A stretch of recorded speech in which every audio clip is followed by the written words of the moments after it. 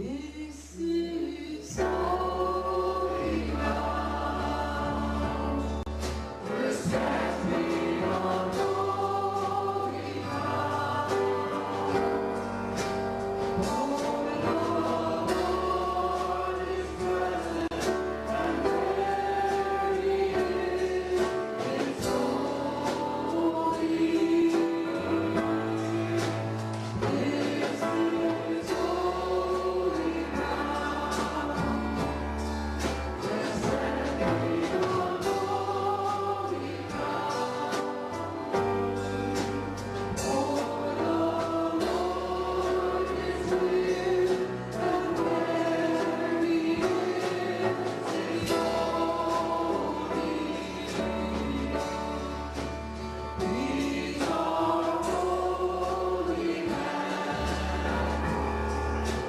lifting up holy hands. For the Lord is present, and where He is holy. These are holy land. We're lifting up holy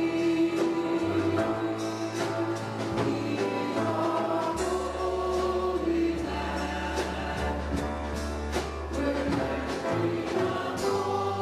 near, and where He is holy. We are standing on holy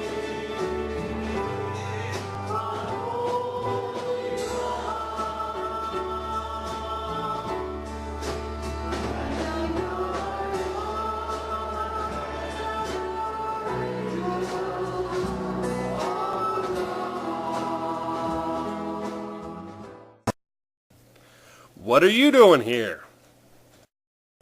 Me? What are you doing out here at this hour?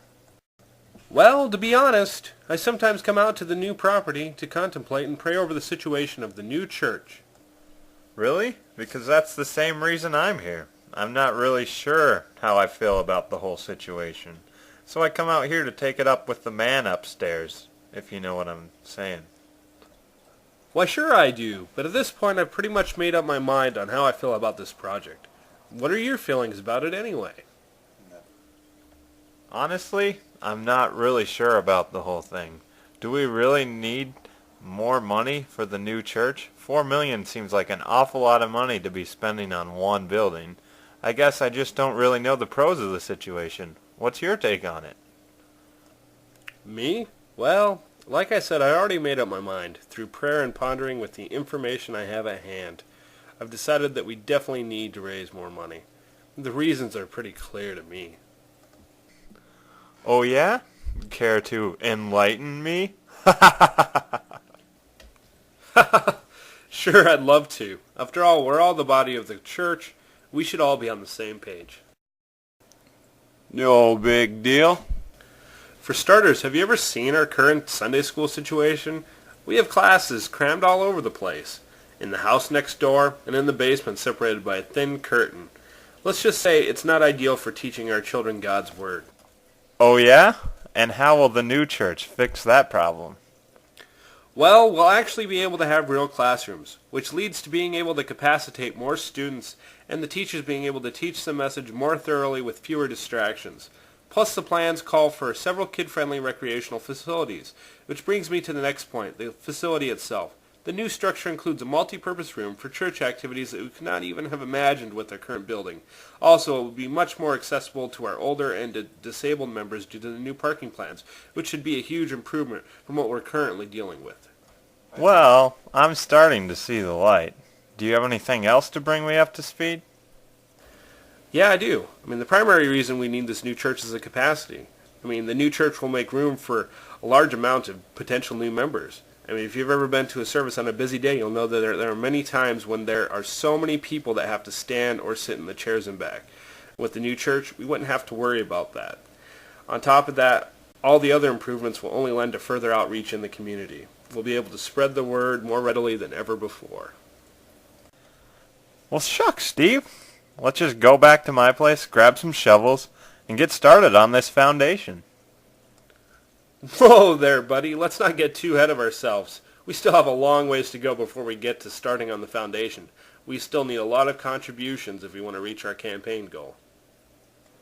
Well, not to bust your bubble there, Steve, but I can barely afford to heat my house in the winter. I mean, I'd love to help give more cash to the cause, but I give all the money I can in church each Sunday at offering. Where am I supposed to get the extra cash? Bill, no one said this is going to be easy. In fact, this could be one of the biggest challenges this church has ever encountered. But if it's God's will, then we will succeed. Stephen A. Casper, I've known you since we began Sunday school in 1977. And you know every week I would put the nickel in the offering plate. And I've continued that behavior proportionally throughout my adult life. But how am I supposed to come up with $4 million on my own? Bill, no one said you had to come up with the $4 million by yourself. We're all in this together. The challenge has been set in front of us by God, and with the help of God, it's up to us to overcome that challenge. Of course, there are many other ways that everyone can contribute to the campaign. Steve, I'm ready for the challenge. Just tell me how.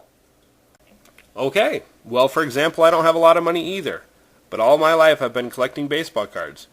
So I gave those to the church to sell. You could try redoing your budget and see if by cutting some unnecessary expenditure, you could instead give that money to the campaign. Well, you could even try getting a part-time job if you have the time. Or if you could donate time instead of money, you could donate some skill you have that might be valued by the campaign, such as video production for one example.